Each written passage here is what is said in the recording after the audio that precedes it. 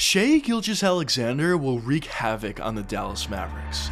I love Shai. I love Shai's game. Man, Shai is nice. He's bigger than you think. He might look small like on court, but he's like 6'6", bro. I love this brother's game. Chet Holmgren, I can't sniff at it. I'm looking at Giddey and the rest of these brothers. They can play. But Shai Gilgeous Alexander is on another level. Listen, the way they play, I think they're going to be in the Western Conference Finals. I got one more thing to say. He's too humble to say it, but this is the MVP right here. MVP of the league. I'm going to say it for him because he won't say it.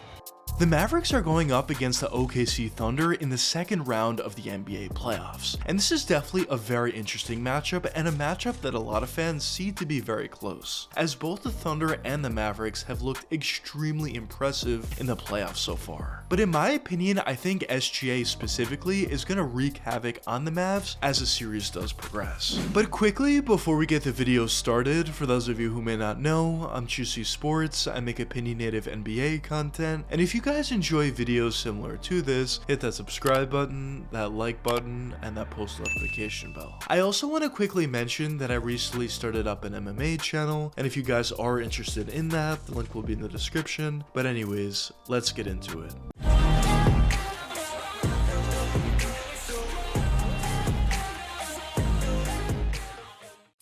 When you look at what the OKC Thunder were able to do during the regular season, it was nothing short of incredible. You talk about a team that is extremely young, one of the youngest teams in the NBA in general. You also talk about a coaching staff that's relatively young as well, and typically when you have teams like this, they definitely do show some promise, but at the end of the day, it takes them a lot of time in order to fully live up to their expectations. So when the Thunder were able to play as well as they were during the regular season, finish as high as they were able to in the NBA standings, and make it as far as they currently are at this point, it certainly is a huge achievement for them, regardless of what happens going forward from here. But a question that some of you may be wondering at this point is, why were the Thunder able to play so well this season? Well, in my opinion, it comes down to a couple different factors. Of course, the coaching staff played a role. They've done a tremendous job with this very young group, which is definitely something you don't see often. Typically, as I said, when you talk about relatively young teams, they're going to make some rookie mistakes and some mistakes that older guys probably wouldn't. But when you talk about this Thunder team, although they make some mistakes at times, for the most part, they are a very mature team and they do play extremely well on both sides of the court. So that definitely is a testament to how good this coaching staff is doing with this young team. But of course, besides that, they have the star players at the top. They have great depth. A lot of guys are truly stepping up this season in the regular season and also in the playoffs so far for the Thunder. And there's just a lot of different factors to determine why the Thunder have been playing so well this season. And obviously, if they're playing this well at this point, the future is going to be extremely bright for this team going forward.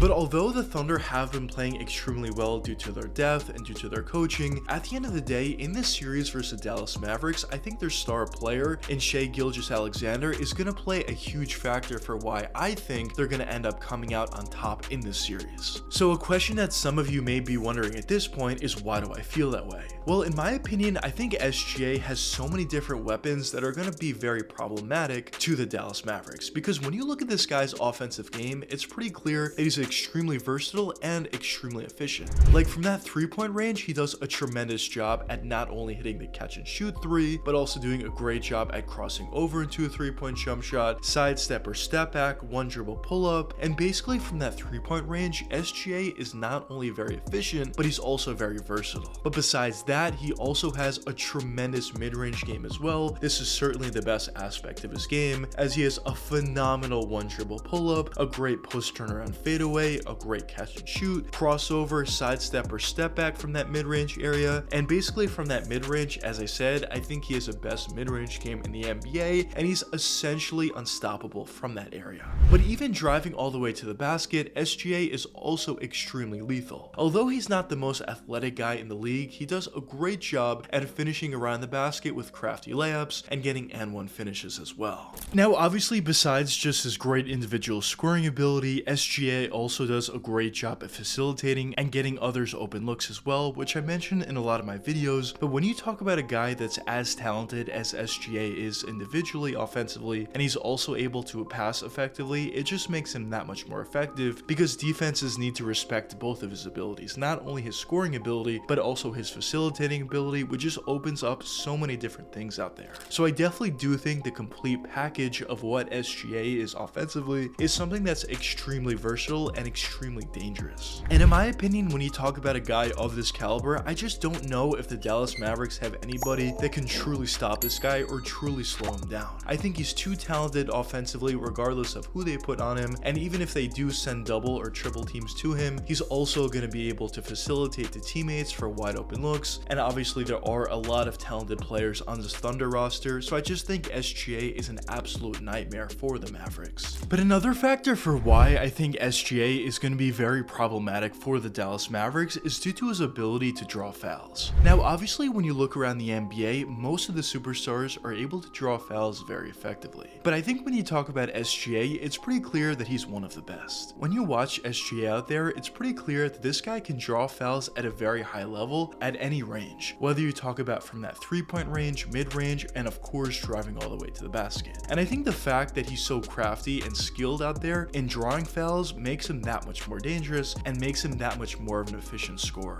But I think it's specifically extremely important and effective in this matchup versus the Mavericks, because early on, if the Dallas Mavericks decide to put PJ Washington on SGA, I think he's going to do a good job in getting him in foul trouble. And due to that, I think there's going to be a lot of times where either Luka Doncic or Kyrie Irving is guarding SGA. And if SGA is able to get either one or both of those guys in foul trouble in a specific game, or even for the entire series, that's going to play a humongous role. Because if those guys are in foul trouble and they need to sit extended periods of time, that's a perfect opportunity for the Thunder to go on a run and either extend the lead if they already have it, or if they're down, to cut into that deficit and potentially take the lead. I do think his ability to draw fouls is going to play a humongous factor in this series versus the Dallas Mavericks, and I also think this is probably the biggest factor for why I think SGA is specifically dangerous for the Mavericks. But with all that being said, I still think this is going to be a very hard fought and competitive series, because although the Thunder are extremely talented and extremely good, and of course are the favorites to win the series currently at this point, I don't think we can necessarily count out the Dallas Mavericks. Originally, when they acquired Kyrie Irving to put alongside Luka Doncic, I was not a fan of the move.